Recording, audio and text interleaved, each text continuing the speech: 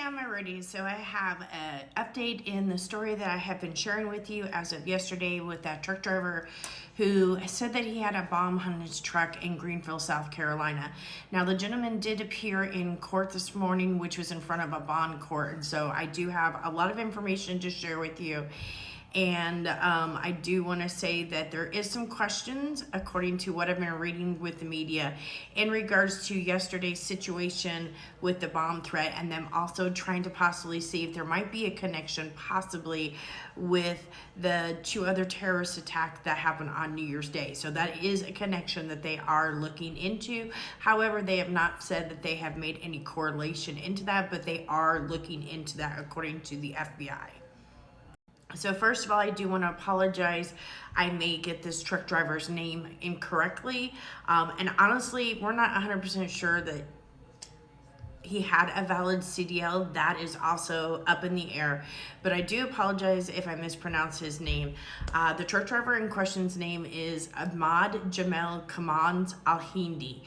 So as the judge was reading his charges to him, he did not have any representation. So she wound up having the state that was there, the state prosecutor state defense attorney that was there, go over to kind of help him because he didn't understand a lot of what was being said, and so he needed to have legal representation. So they did wind up giving him a state attorney that he could talk to and that could kind of go over the paperwork with him. It definitely, you could tell that English was not his first language because he did have a lot of problems understanding, and the judge kind of was becoming frustrated during the bail bond hearing, which lasted about 15 minutes this morning. Okay, I also did want to mention that the Immigration and Customs Informant, or ICE, is also involved in this case. They wound up putting in what they call an arrest warrant for pendency of ongoing removal proceedings. So essentially what that means is, if for some reason Mr. Adman does get bond, he is not allowed to leave the state of South Carolina at all. And it sounds like if he post bond, that ICE is going to step in and put them in their custody.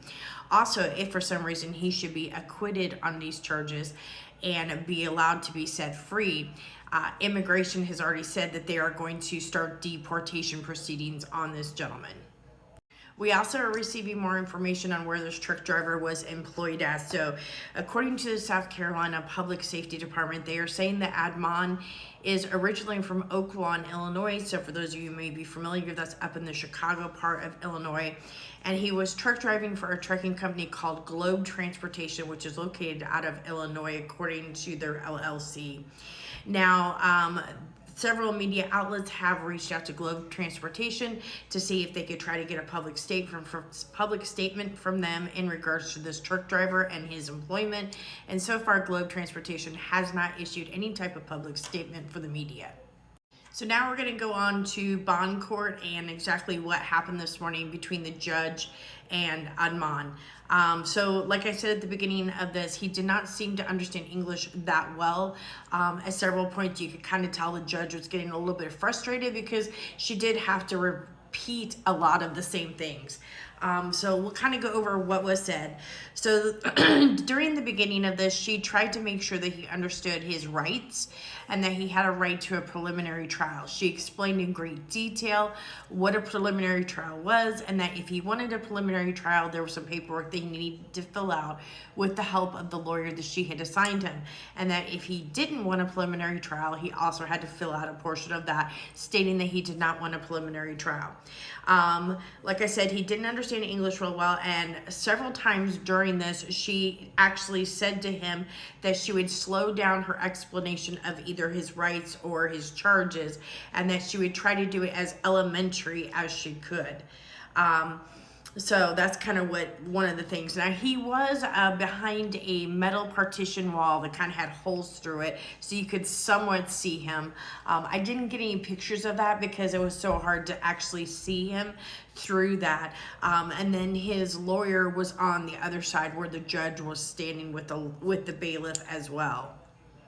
So the judge went on to read the charges that he is currently facing. At this point, like I said, he was behind the metal wall in his orange jumpsuit and he was handcuffed. So the charges that she read to him, she explained that They were going to be cash bond charges at $10,000 apiece on the first two charges. The first two charges were breach of peace with high aggravation nature and conveying false information about a bomb threat. He also has been charged with not having a license on the front of his truck, which is a $238 fine. So all total, his cash bond is $20,238. So at this point, she explained to him that he had three options.